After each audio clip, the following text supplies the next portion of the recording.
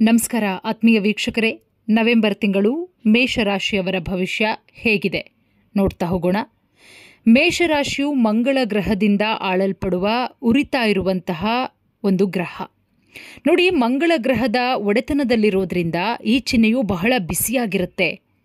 ಈ ಚಿಹ್ನೆಯೊಂದಿಗೆ ಜನಿಸಿದ ಸ್ಥಳೀಯರು ಹೆಚ್ಚು ಆಕ್ರಮಣಕಾರಿಗಳಾಗಿರ್ತಾರೆ, ಕ್ರಿಯಾತ್ಮಕರಾಗಿರ್ತಾರೆ, ದಕ್ಷರಾಗಿರ್ತಾರೆ ಮೇಷರಾಶಿಯವರು.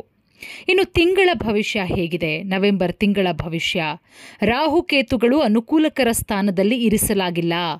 ಕ್ರಮವಾಗಿ ಮೊದಲ ಮತ್ತು 7ನೇ ಮನೆಯಲ್ಲಿ ಇರೋದ್ರಿಂದ ಫಲಿತಾಂಶ ಮಧ್ಯವಾಗಿರುತ್ತೆ. ಅಂದರೆ ಒಂದು ಕಡೆ ಕೆಲಸ ಆಗುತ್ತೆ ಅಂತಲೂ ಹೇಳೋಕ್ಕಾಗಲ್ಲ, ಆಗಲ್ಲ ಅಂತಲೂ ಹೇಳೋಕ್ಕಾಗಲ್ಲ, ಮಧ್ಯದಲ್ಲಿರುತ್ತೆ. ಅಂದರೆ ಮಿಶ್ರ ಫಲಿತಾಂಶ.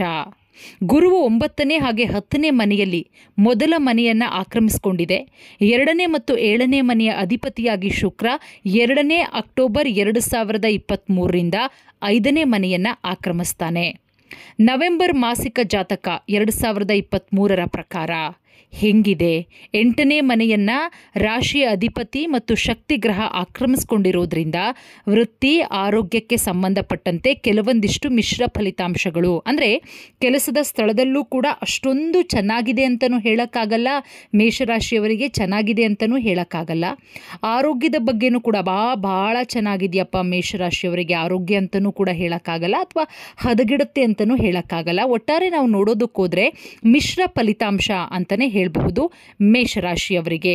ನೋಡಿ, 2ನೇ ಅಕ್ಟೋಬರ್ 2ನೇ ತಾರೀಕಿನಿಂದ 5ನೇ ಮನೆಯನ್ನು ಆಕ್ರಮಿಸ್ತಾ ಇದ್ದಾನೆ ಶುಕ್ರ.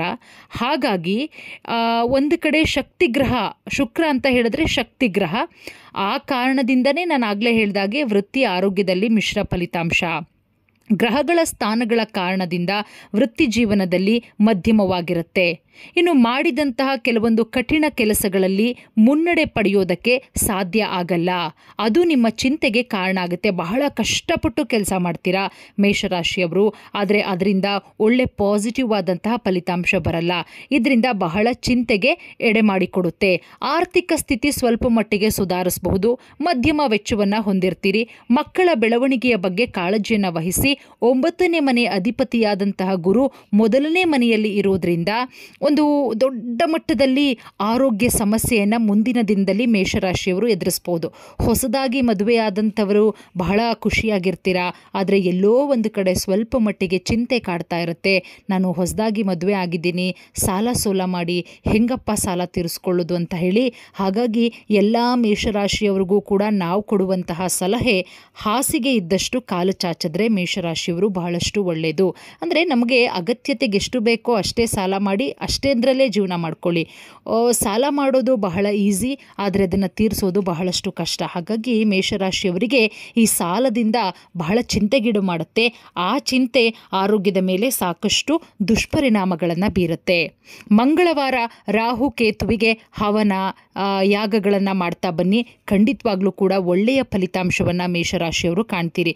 ನವೆಂಬರ್ ತಿಂಗಳು ಸ್ವಲ್ಪ ಮಟ್ಟಿಗೆ ಮಿಶ್ರ ಫಲಿತಾಂಶ ಇದ್ದರೂ ಕೂಡ ಮುಂಬರುವ ದಿನಗಳಲ್ಲಿ ನವೆಂಬರ್ ತಿಂಗಳು ಕಳೀಲಿ, ಡಿಸೆಂಬರ್ನ ನಂತರ ಒಳ್ಳೆಯ ಫಲಿತಾಂಶವನ್ನು ಕಾಣ್ತೀರಿ. ರಾಹು ಕೇತುವಿಗೆ ಹೋಮ ಹವನವನ್ನು ಮಾಡ್ತಾ ಬನ್ನಿ. ಖಂಡಿತವಾಗ್ಲೂ ಕೂಡ ಒಳ್ಳೆಯದಾಗುತ್ತೆ. ಎಲ್ಲ ಮೇಷರಾಶಿಯವರಿಗೂ ಕೂಡ ಒಳ್ಳೆಯದಾಗಲಿ. ಧನ್ಯವಾದ.